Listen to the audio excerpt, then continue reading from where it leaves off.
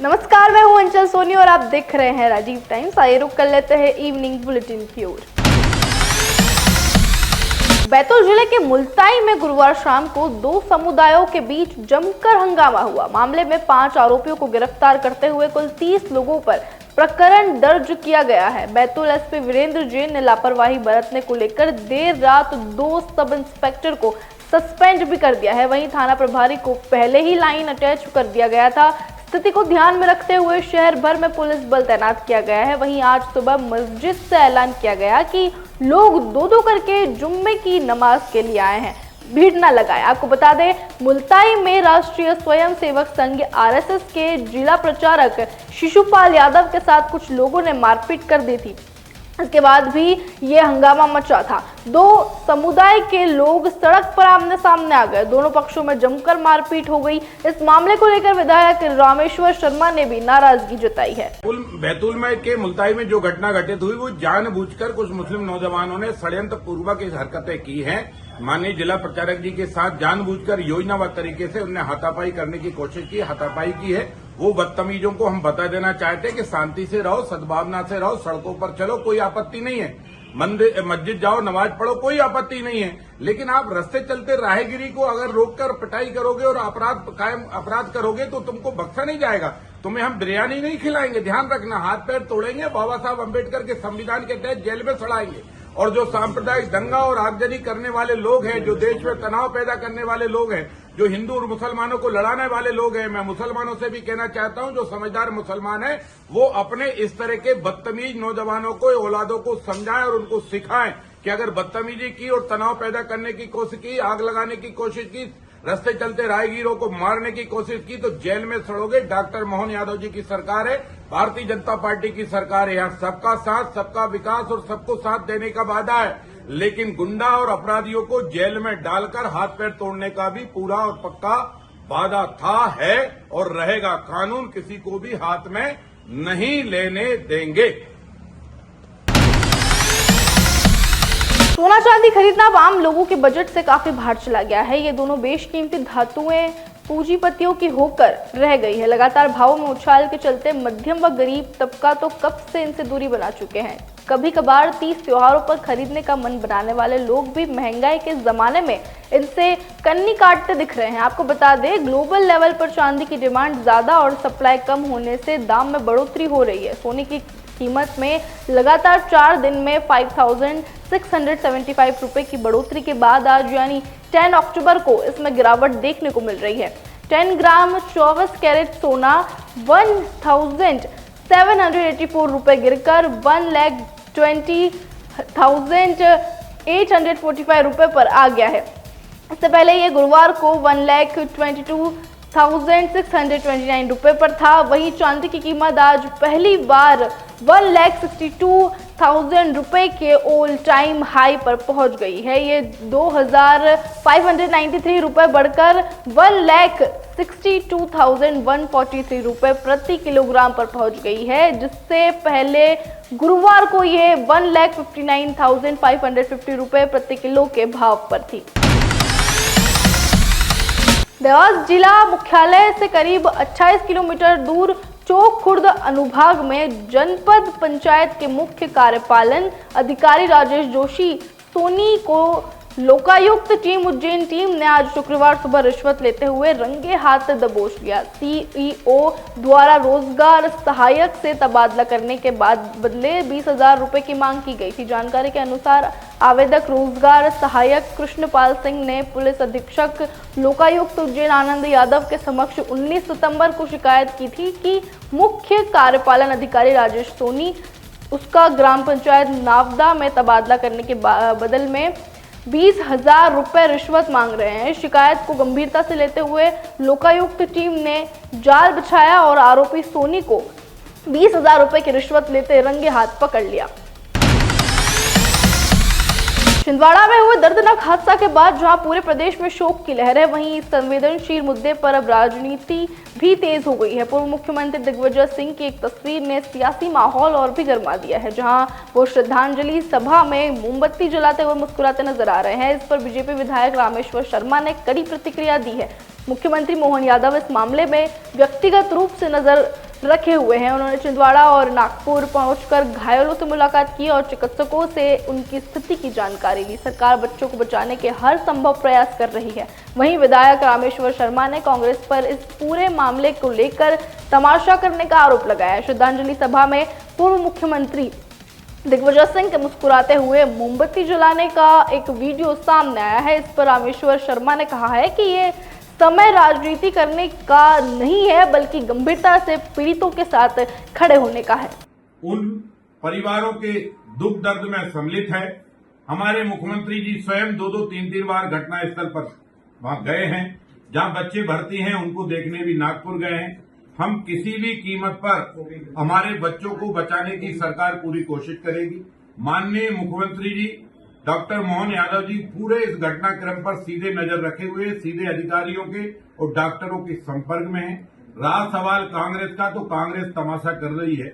अब कांग्रेस के एक एक्स सीएम का फोटो मैंने मोमबत्ती में हंसते हुए देखा, बड़ा अफसोस होता है, हमें दर्द है।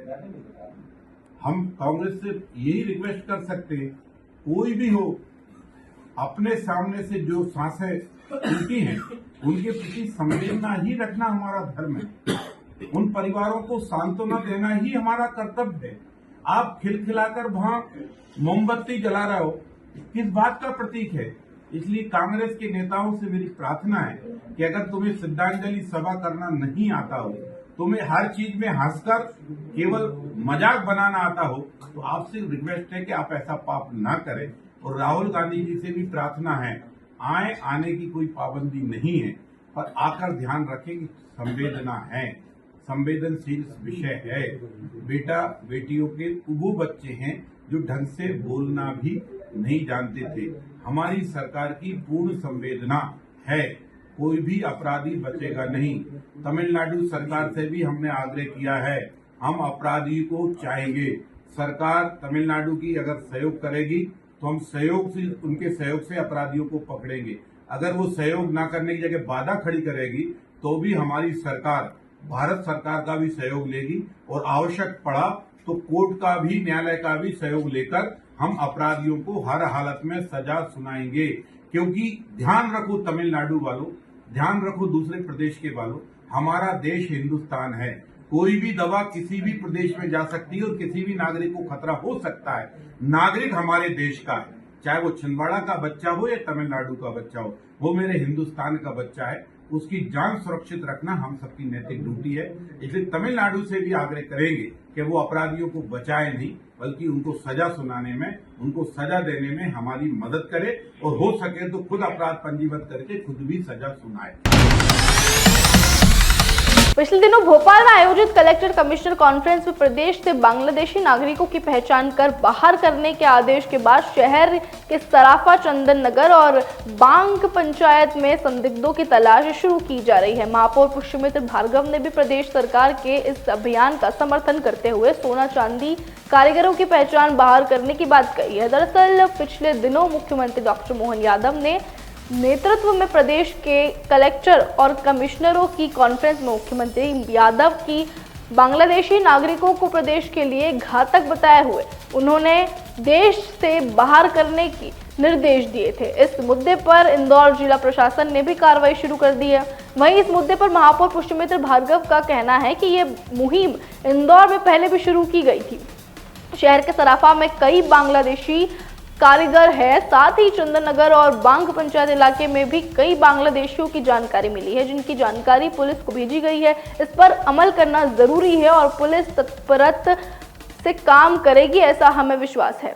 बहुत अच्छी बात है। मैं तो बहुत पहले दिन से ये कह रहा हूँ कि जिला प्रशासन और पुलिस इंदौर शहर में जहाँ जहाँ भी ऐसे बाहर से आकर काम करने वाले लोग रह रहे हैं, जिनकी आइडेंटिटी पे क्वेश्चन मार्क है और विशेषकर बंगाली भाषा में बात करके काम करने वाले लोग, अगर उनका आइडेंटिटी चेक हो, उनके पास यहाँ रहने का और काम करने का अधिकार पत्र है, तब तो ठीक है। अगर नहीं है तो उनको तत्काल डिटेक्ट, डिलीट और डिपोर्ट करना चाहिए। आपने भी एक डाटा तैयार करने के लिए बोला था, कुछ डाटा तैयार होकर आया है भैया? पुलिस प्रशासन ने पूरी जानकारी उनसे ली है, मुझे लगता है कि वो इस पे अब कार्रवाई भी करेंगे।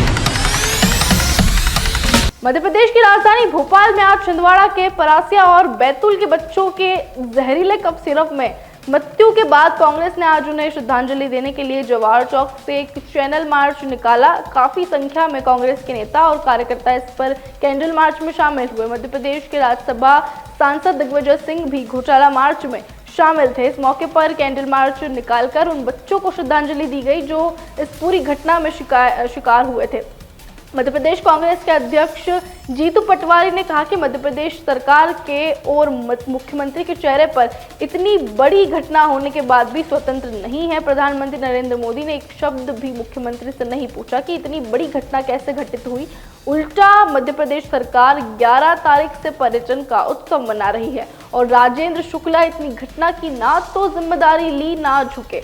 मुंह अपने स्थिति के पेशकश की किसी भी बड़े अधिकारी पर कोई कार्रवाई नहीं हुई। छोटे कर्मचारियों पर कार्रवाई की गई है। जब ये पूरी घटना घट रही थी तब वहां का ड्रग इंस्पेक्टर क्या कर रहा था? मैं खुद नागपुर और छिंदवाड़ा होकर आया हूं। हत्यारों को सजा दो और जो गरीब माँ बाप जिन्होंने अपना सब कुछ बेचकर अपने बच्चों का इलाज कराया और बच्चों को बचा नहीं पाए उन्हें आर्थिक सहायता दो। वहीं इस पूरे मामले में जब दिग्विजय सिंह से बात की गई तो उन्होंने कहा कि कितनी बड़ी घटना हो गई। पॉलिटिक्स बीजेपी कर रही है या हम कर रहे हैं? पॉलिटिक्स हो रही है। ये जो कैंडल मार्च निकाली गई, अब जो बच्चों की मौत हुई, अब पॉलिटिक्स हो रही है। उसमें कहा जा रहा है कि पॉलिटिक्स हम कर रहे हैं कि बीजेपी कर रही है। अब कहा जा रहा है कि पॉलिटिक्स नहीं है, ये पॉलिटिक्स नहीं है। इसी की बात कर रहा हूँ सर, इसी की बात कर रहा हूँ।